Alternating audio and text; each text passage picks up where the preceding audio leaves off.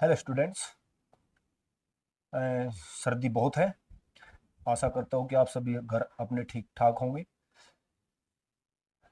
हम कल जो हमने क्लास की थी आज हम उससे आगे देखते हैं। कल हम पढ़ रहे थे क्या, दो बिंदुओं के बीच की दूरी। आज और कुछ इंपॉर्टेंट क्वेश्चन हम उसी के लेते हैं। जैसे कोई और क्वेश्चन हमारे पास है, जैसे कि हम कोई क्वेश्चन लेते हैं कि एक बिंदु ए के निर्देशांक, बिंदु ए के निर्देशांक। हमारे पास जो बिंदु ए के निर्देशांक है वो जो बिंदु ए के निर्देशांक क्या कहते हैं कि बिंदु ए के निर्देशांक ज्ञात करने, हमें हमें ये बिंदु ए के निर्देशांक ज्ञात करने हैं। क्या है बिंदु ए के निर्देशांक? कब? जहां ए एक वर्त है, ए बी उसका व्यास है। जहां पर क्या है, ए बी एक वर्त है, ए बी उसका क्या है, एक व्यास है, और उसके केंद्र, जो उसका केंद्र है, उसके केंद्र के निर्देशांक 2 और -3 है। ठीक। तो हमें, और बी के निर्देशांक जो हमारे पास है, बी के निर्देशांक है वो 1 और 4 है। दोबारा से सुनिए क्वेश्चन। हमें एक वर्त है जिसके केंद्र के निर्देशांक 2 और -3 है, और जिसमें बी के निर्देशांक 1 और 4 है। हमें किसके निर्देशांक ज्ञात करने? हमें ए के निर्देशांक ज्ञात करने हैं। अब हम इस ए के निर्देशांक कैसे ज्ञात करेंगे? आपको बच्चों पता होगा कि जो वर्त का व्यास होता है वो उसकी त्रिज्या का कितना होता है, क्योंकि उनमें जो होता है संबंध क्या, कि व्यास बराबर 2 गुना त्रिज्या, यानी कि उसका जो डायमीटर होता है वो किसके, उसके रेडियस के डबल होता है। इसका मतलब यहाँ पर क्या होगा, ये इनका मिड पॉइंट होगा, ए बी का मध्य बिंदु, मध्य बिंदु। क्या हुआ, मानो हमने ओ है, तो क्या हुआ, ए बी का जो मध्य बिंदु है वो क्या है कि ए बी का मिड पॉइंट वो कितना है हमारे पास, ओ है। और हमें पता है कि मिड पॉइंट के निर्देशांक क्या होते हैं, कि हमने मिड पॉइंट मध्य बिंदु के निर्देशांक क्या होते हैं, मध्य बिंदु के निर्देशांक, मध्य बिंदु के निर्देशांक क्या होंगे हमारे पास होंगे x प्लस, यानी कि x equal to x1 plus x2 upon 2, और y equal to y1 plus के y2 अपॉन 2। ये हमारे पास मध्य बिंदु के निर्देशांक है। अब जिसके हमें एक निर्देशांक निकालने, हम मान लेते हैं कि उसके निर्देशांक क्या है हमारे पास, एक्स वाई है, या ए बी लिखा, ए और बी है।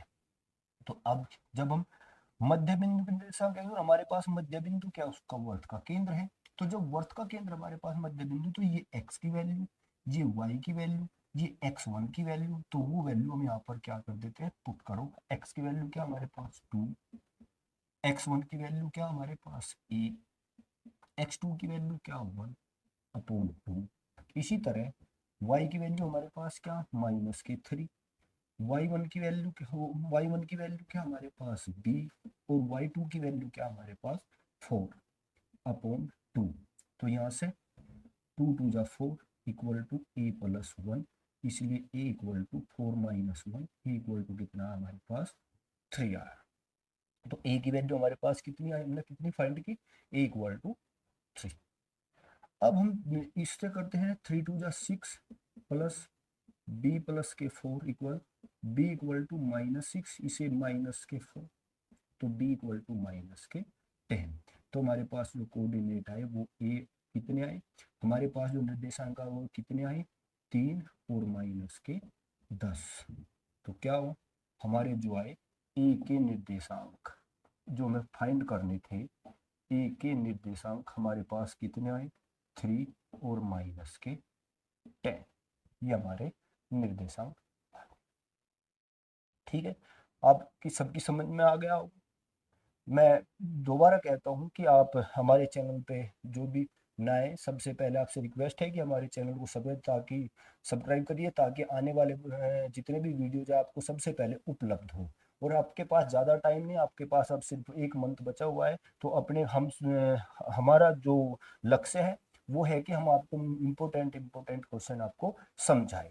जिस बच्चे की मैं दोबारा कह रहा हूँ कि अगर किसी बच्चे के समझ में ना आए तो हमारे शिक्षक हमें कमेंट करके बताए, ताकि हम उनको आपको दोबारा से रिपीट कराएं। तो आई होप लगता है कि आप लोगों की समझ में आ गया होगा। अब हम कुछ अगला क्वेश्चन लेते हैं।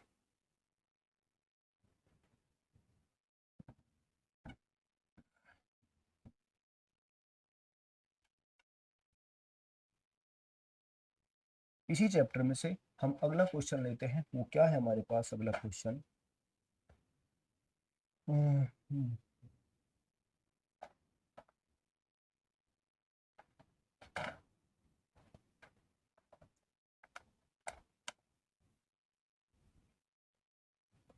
हमारे पास जो अगला क्वेश्चन है, एक रेखाखंड है हमारे पास ए और बी।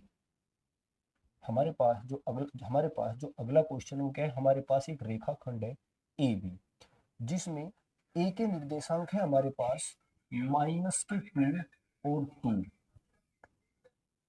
-2 और 2, और बी के जो निर्देशांक है वो है हमारे पास 2 और 8। हमारे पास समझ में, हमारे पास क्या क्या निर्देशांक है? हमारे पास ए के निर्देशांक है 2, -2 और 2, और बी के निर्देशांक क्या है हमारे पास? 2 और 8। अब हम इस रेखाखंड को 3 बराबर भागों में डिवाइड करते हैं, 1, 2 और 3, यानी कि 3 बराबर भागों में हमने इसको विभाजित किया, हमने इसको डिवाइड किया। अब हमें इनके क्या करने हैं? माना कि हमने इसको P और Q बिंदु पर काट लिया,